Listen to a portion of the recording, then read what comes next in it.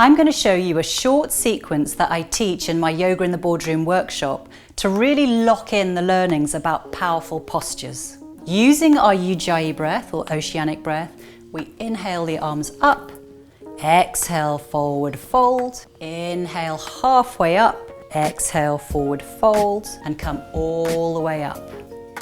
We step back and raise our arms with hips squared to the front into Warrior One. Exhale our arms down with front leg bent into Warrior Two. Inhale into Reverse Warrior.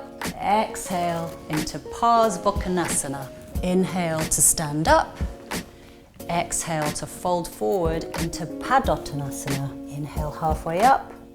Exhale hands on hip, all the way up, and repeat on the other side.